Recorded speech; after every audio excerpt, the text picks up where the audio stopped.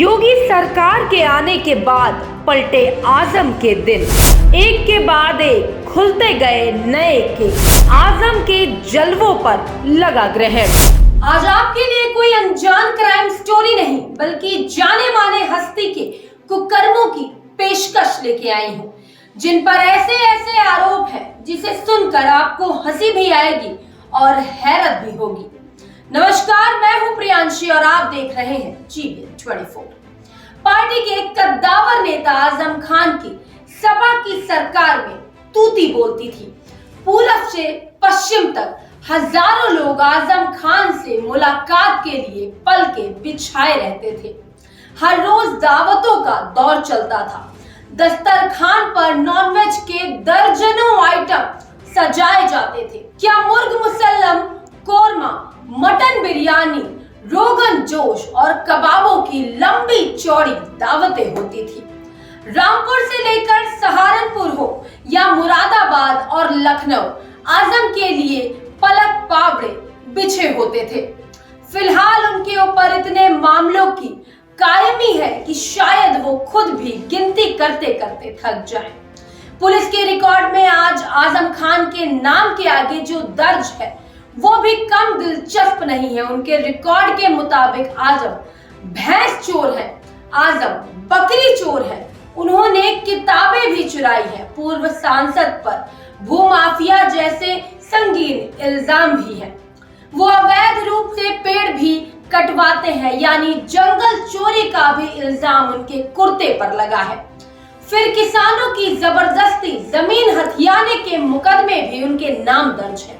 इसके अलावा कई आजम खान के नाम जुर्म के हर धारा में कोई ना कोई मुकदमा तो दर्ज ही है। अब आप सोच रहे होंगे कि कोर्ट कचहरी और पुलिस के चक्कर में तो इस खानदान की बैंड बज चुकी होगी। आप बिल्कुल सही सोच रहे हैं। आजम खान, उनका बेटा अब्दुल्ला आजम और उसकी पत्नी तजीन फातिमा जेल में है। बाहर बचे हैं तो सिर्फ दो अफराद, एक आजम खान का बेटा अदीब आजम खान और उसकी बीवी सिद्रा।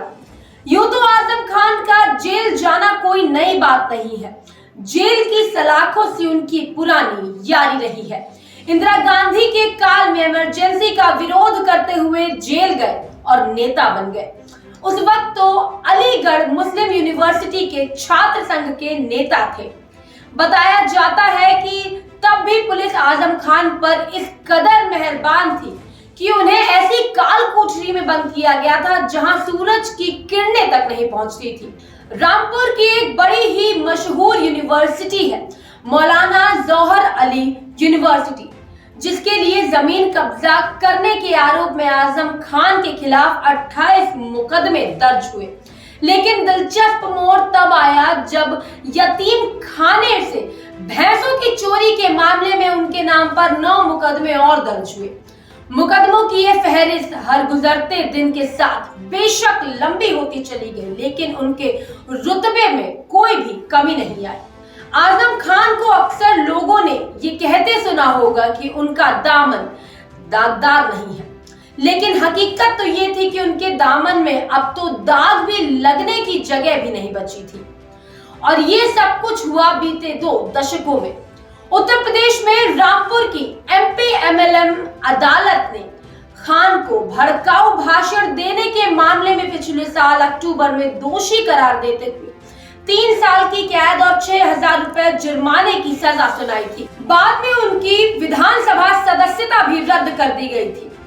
अक्टूबर को रामपुर की एक अदालत ने समाजवादी पार्टी नेता आजम खान, उनकी पत्नी तंजीन फातिमा और बेटे अब्दुल्ला आजम को फर्जी जन्म प्रमाण पत्र के 5 साल पुराने मामले में दोषी ठहराते हुए 7 साल की सजा सुनाई थी।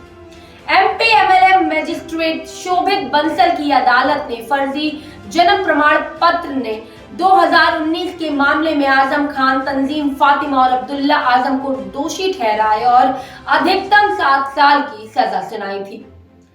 अभी के लिए फिलहाल बस इतना ही, लेकिन ऐसे ही कद्दावर नेताओं के बारे में जानने के लिए आप जुड़े रहिए GBN 24।